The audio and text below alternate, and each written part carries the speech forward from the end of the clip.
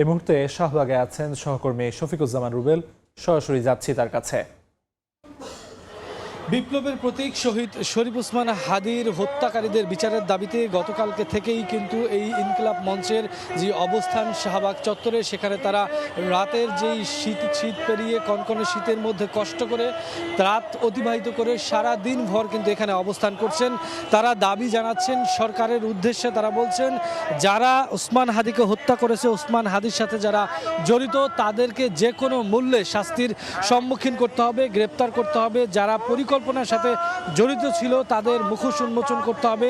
সরকারকে তাদের অবস্থান পরিষ্কার করতে হবে। ইনকিলাব মঞ্চ এর আগেও সরকারের কাছে আলটিমেটাম দিয়েছিল যে তারা কি করতে চায়। এতদিন পেরিয়ে যাওয়ার পরেও কেন ওসমান হাদির হত্যাকারীরা পালিয়ে গেল, এই ধরনের কথা শুনতে হচ্ছে।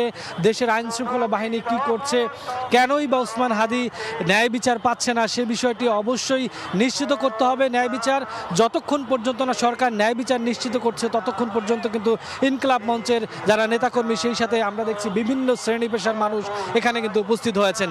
তারা এখানে বিভিন্ন দেশত্ববোধক গান গাইছেন, কোরআন তেলাওয়াত করছেন, সবকিছুই মূলত উজ্জীবিত করে রাখার জন্য। কেননা দীর্ঘ সময় তাদেরকে এখানে বসে থাকতে হচ্ছে। তারা বলছেন এ বিপ্লব, এ সংগ্রাম দীর্ঘ সময়ের জন্য। হাদির যে চেতনা, হাদির যে আদর্শ, সেটি ধরে রেখে সেই আদর্শ বাস্তবায়ন করতে হবে রাজপথে থেকেই। কেননা তারা আর ভরসা পাচ্ছেন না। তারা বলছেন সরকারকে বলার পরও সরকার কেন তাদের সাথে কোনো ধরনের কোনো আশ্বাস দিতে পারছে না, সে কথা তারা বলছেন। বিভিন্ন সময় তারা নানান স্লোগান দিচ্ছেন।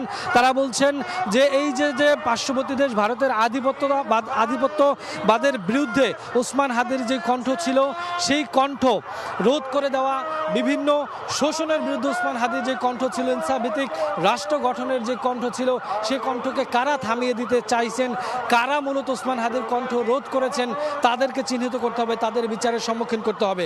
আর এই দাবিতেই তারা এখানে অবস্থান করছেন।